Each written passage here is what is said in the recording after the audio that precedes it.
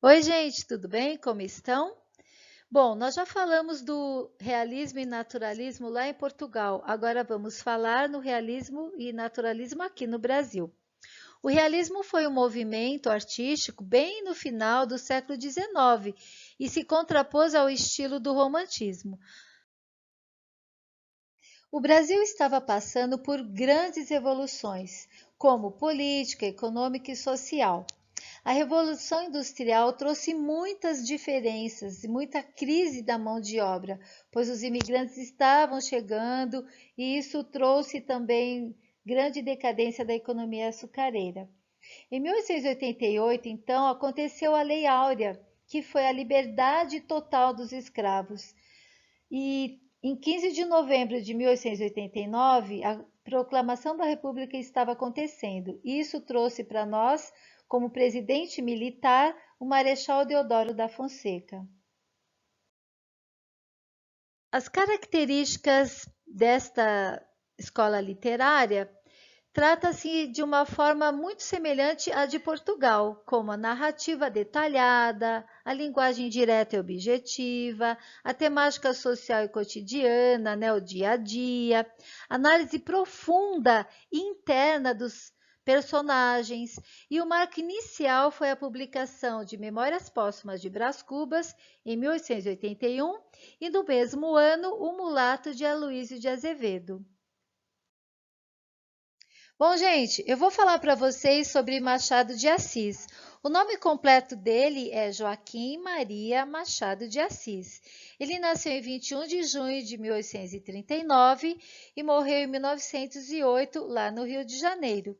Teve uma vida um tanto quanto triste e atribulada, porque aos 6 anos ele perdeu a irmã e aos 10 anos ele perdeu a mãe. Como não podia ir à escola, então ele se transformou-se em autodidata, estudando sozinho. Aos 15 anos, ele falava francês e já trabalhava no jornal e escrevia poemas. Aos 19 anos, então, começou a escrever prosa. A primeira prosa dele foi O Espelho. Em 1869, casou-se com Carolina e também publicou o livro Contos Fluminenses. Em 1870, escreveu um famoso livro chamado Ressurreição. Mas, em 1881, foi que consagrou a maior obra dele, Memórias Póstumas de Brás Cubas. Teve uma vida tranquila e pacata. Só que em 1904, quando Carolina morreu, ele ficou muito triste mesmo. Eles viveram juntos durante 35 anos e essa morte dele o abalou profundamente. Ele se transformou numa pessoa quieta, triste, sisuda e veio morrer também em 1908. Ele escreveu um poema para Carolina, como dedicação do amor eterno que eles tinham um pelo outro. Foi enterrado no mesmo mausoléu de Carolina e em 1999 os restos mortais de ambos foram colocados no mausoléu da Academia Brasileira de Letras. As obras de Machado de Assis são divididas em duas fases. A primeira fase é uma fase mais romântica, mais interna, e é a ressurreição, e aí a Garcia, Helena, a mão e a luva. A segunda fase é aquela fase assim mais realista, mais voltada para o psicológico e tornou-se então o grande gênio, que é Memórias Póstumas de Brás Cubas, Quincas Borba, Dom Casmurro, Isaú e Jacó e Memorial de Aires, o mesmo ano em que morreu, em 1908. Bom, as características realistas da segunda fase de Machado de Assis. Revolucionário, ele gostava de capítulos curtos, frases curtas, conciso. E a sondagem psicológica, ele faz referência ao lado psicológico, o íntimo dos personagens, a alma dos personagens. Ceticismo e pessimismo. Ele duvida do ser humano, tem uma visão negativa. Por exemplo, em Dom Casmurro, Capitu traiu ou não traiu? Ele usa de muita ironia e humor, conta as histórias de forma leve, divertida e com bastante humor. E as digressões? Foge do assunto, não tem uma ideia linear, conta sobre outros fatos, aí volta. Então, isso é digressão. Metalinguagem. Conversava com o leitor, perguntava sobre as ideias do leitor. Intertextualidade. Dialogava com as outras obras e outros autores também, por exemplo, a Bíblia. Tempo. O tempo era contemporâneo e o espaço era urbano no Rio de Janeiro.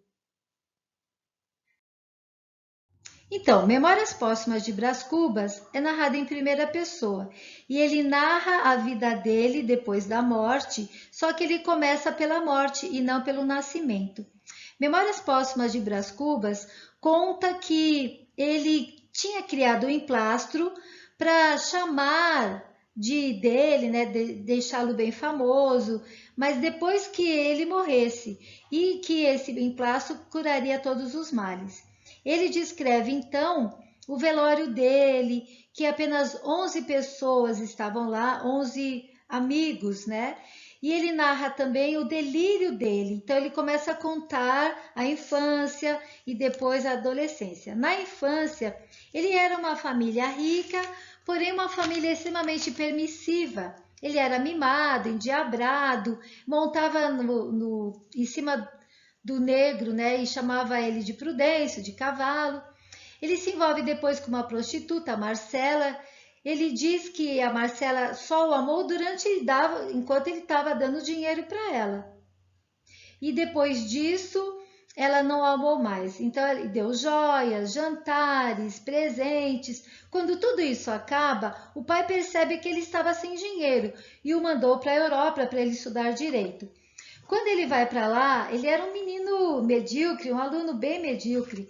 Então, em vez de ele estudar em 4 anos, ele estudou em 8 anos. Aí ele volta para o Brasil, porque sua mãe acaba morrendo, se envolve com a Eugênia e dá o primeiro beijo da menina. Mas aí ele vê que a menina é coxa. E então ele fala assim: como eu, um menino nobre, como você namorar com uma menina pobre e coxa? Sem sentimento algum, ele a deixa.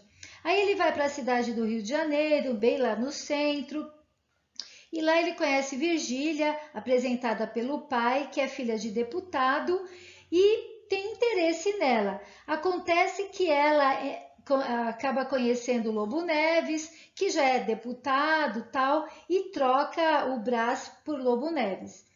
Quando eles estavam depois, durante muito tempo longe, eles se encontraram num baile e lá Brás dançou com Virgília, sentiu que realmente ela era a mulher da vida dele. Acontece que eles começaram a ter um romance, a se encontrar, e Brás começou a ser amante de Virgília. Lá na casa de Dona Plácida, eles se encontravam durante a tarde. O Brás também ficou sendo amigo de Lobo Neves, tal, então eles se encontravam à noite e ele ficava com a Virgília durante a tarde. Virgília engravidou, mas ela não sabia se era de Brás ou se era de Lobo Neves. Ela perdeu o filho, ele ficou meio triste, o Lobo Neves desconfiou dessa traição e depois de um tempo ele foi transferido, recebeu uma promoção e foi para o Nordeste. E aí esfria o romance, né, de Brás e Virgília.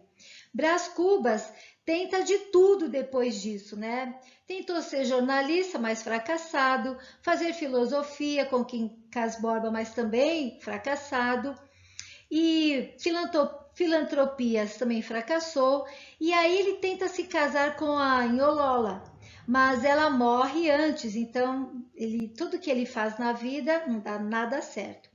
E termina dizendo que já tinha conseguido ser deputado, tal, mas também não conseguiu.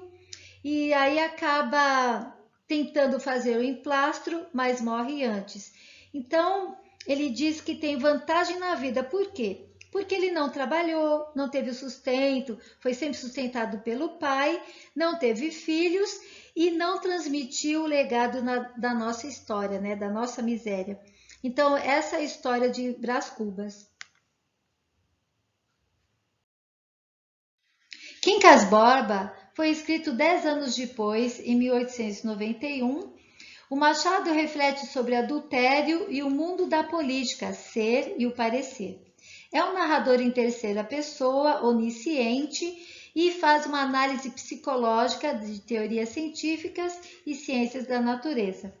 Conta a história de um professor, o Rubião, que recebe uma herança e perde tudo e acaba ficando louco. Rubião, então, já rico, observa pela janela e medita o que ele passou e como ele passou de professor a capitalista, rico e poderoso. Então, ele tem acesso ao passado e reflete sobre a sua vida agora já rico. Quincas Borba, filósofo, ateu, rico herdeiro, morador no Rio de Janeiro. Se aproxima então da irmã de Rubião quando vai a Minas Gerais em Barbacena. Rubião quer que eles se casem por algum interesse, só que a irmã dele morre e o Quincas Borba acaba ficando doente, adoece e Rubião passa a ser enfermeiro dele. Quincas Borba tem um cachorro do mesmo nome, Quincas Borba, que aparentemente é um rival de Rubião, porque Quincas Borba dá muita atenção para esse cachorro. Então, há aí um princípio do humanitismo que Quincas Borba estava falando para Rubião, que é o princípio da vida, presente em tudo na vida. Então, ele falou assim, ó, que existe um campo de batatas. Então, há duas tribos disputando um único monte de batatas. Essas batatas só dá então para uma tribo, não dá para dividir, porque senão uma delas morreria de fome. Então, quem vence ficaria então como para o prêmio as batatas. Então, qual é o lema aqui? Ao vencedor as batatas, ao vencido o ódio ou a compaixão. Rubião não entende muita coisa disso e acaba ficando assim mesmo. Quincas Borba, então, volta para o Rio de Janeiro e lá adoece novamente e acaba morrendo. E aí, quando é aberto o testamento, né, a herança toda, vai para o Rubião. E ele acaba ficando rico aí, só que tem uma condição: cuidar do cachorro de Quincas Borba com o mesmo nome, Quincas Borba. E aí Rubião então muda para o Rio de Janeiro e lá se torna milionário cada vez mais. Indo para o Rio de Janeiro, ele conhece um casal chamado Sofia e Cristiano Palha. E esses dois aí, muito malandramente, percebem que Rubião tem uma certa grana, mas não conhece nada da metrópole do Rio de Janeiro. E aí se oferece para ajudá-lo. Então, eles falaram assim, olha, a gente ajuda você com casa, advogado, estadia, só que tudo isso era por interesse. Acontece que Rubião se interessa por Sofia e se deixa ser ajudado por eles só para ficar próximo a Sofia. Sofia manda então uma cartinha para Rubião, convidando para que ele fosse ao jantar, um jantar especial lá na casa deles. E aí ele vai e tal. Lá ele se declara para Sofia. Então falando, olha, tá vendo a lua? Tá vendo o céu? Que lindo, as estrelas. É o meu amor, é a mesma coisa do meu amor por você. E pega na mão de Sofia. Ela tenta soltar e acaba ficando constrangida e ele também. Só que depois que Rubião vai embora, a Sofia conta isso para o Cristiano, seu marido, e ele fala assim, não, deixa assim, não fala nada não, fica calma, atenda ao que Rubião está falando, tal. Só que como Rubião percebe que, infelizmente, a Sofia não tinha nada a ver, não deu em cima mesmo dele, não gostou dele, ele acaba ficando muito triste, muito louco. E vai ficando louco, louco e cada vez mais louco. E aí, como a Sofia não tem interesse, ele acaba ficando triste, desamparado. E esse amor não correspondido deixa Rubião, complexo de grandeza que ele tinha, vai ficando cada vez menos. E aí o dinheiro vai acabando, os amigos vão embora, desaparecendo. O Palha, né, o Cristiano Palha, acaba colocando ele no hospício, ele foge e aí volta para Barbacena, lá em Minas Gerais. Quando ele estava lá, ele leva o cachorro também, óbvio. Enquanto ele estava lá, Quincas Borba que é o cachorro, toma chuva e acaba morrendo também. E o Rubião, que também ficou doente, ele fica na casa de uma comadre Angélica, que recebe ele muito bem. Acontece que alguns dias depois ele morre. Então, assim, essa teoria, né, do humanismo, né, humanitismo, é bem nítido aqui, porque o vencedor, as batatas, né, aquele que venceu mais, é a teoria da vida, de quem vence mais na vida é aquele que é mais esperto, aquele que busca mais, que tem mais interesse. E aí, então, esse é o fim da história de Quincas Borba. Terminando a trilogia de Machado de Assis, Dom Casmurro, escrito em 1899, que fala sobre a crítica da sociedade brasileira, o tema principal é ciúme e a polêmica sobre a personagem Capitu. Será que ela atraiu ou não Bentinho? É o narrador que inicia o projeto de atar as duas pontas da vida. Fala então da infância de Bentinho e da morte dele também. Bento começa a descrever sua história desde a infância e a intenção de sua mãe de levá-lo para o seminário. Então, Dona Glória está conversando com José Dias. Na verdade, o Bentinho escuta isso e acaba falando para Capitu, que faz diversas coisas para ele não ir. E ele acaba indo, só que antes dele ir, ele dá um beijo em Capitu e assim promete se casar com ela. Lá no seminário, ele conhece um melhor amigo chamado Ezequiel Escobar. Enquanto Bento estuda para ser padre, Capitu se torna amiguinha da Dona Glória, que é a sua mãe. Confusa com toda essa história, né? Será que meu filho realmente merece estar no seminário? Dona Glória pretende falar com o Papa para tirar o Bentinho de lá. Nesse momento, então, o amigo dele, que é o Ezequiel, dá uma sugestão. Olha, por que você não pega uma pessoa qualquer, um escravo, né, e no lugar do Bentinho coloca esse menino, né, para ser padre, e assim a sua promessa não fica acabada. Mais adiante, então, Bentinho volta para cá e vai estudar direito lá no Largo São Francisco, bem na cidade de São Paulo, e depois de formado, então, a promessa de se casar com Capitu é feita. Então, eles se casam. Seu amigo Escobar, então, casa-se com a amiga de colégio de Capitu, a Sancha, e com ela tem uma filha chamada Capitolina. Durante muito tempo, os casais saíam juntos, almoçavam juntos, viviam juntos um na casa do outro e, finalmente, Capitu e Bentinho acabam engravidando e desse bebê que nasce, uma homenagem a Escobar, Ezequiel Escobar, ele coloca o nome do filho de Ezequiel Escobar. Então, só que quando o menino nasce, ele acaba ficando desconfiando da esposa, né? Poxa, o Ezequiel é muito parecido com meu amigo. Que coisa estranha é essa? Fisicamente eles eram muito parecidos. Num dos momentos da trama, seu grande amigo Ezequiel está numa represa e lá ele acaba morrendo afogado. Então, um abalo assim para toda a sociedade, principalmente para eles. Bentinho então fica lá observando, né, com dúvida, será que Capitu realmente traiu? Só que no momento, né, de que eles estavam lá no velório, a Capitu deu um choro contido, ficou assim olhando, não fez escândalo nenhum, mas foi um choro contido, ficou lá só observando, muito triste, não falou com ninguém. E o Bentinho acabou ficando assim com muitas minhocas na cabeça, né? No momento de fúria e de muita confusão, ele até tenta matar Ezequiel, mas Capitu entra na sala e pega o Ezequiel e sai correndo. E aí Bentinho chega a dizer para o pequeno Ezequiel que, poxa, você não é meu filho, eu não sou seu pai. Então, por fim, para amenizar um pouco, eles acabam se separando e Bentinho vai para a Europa, junto com a Capitu.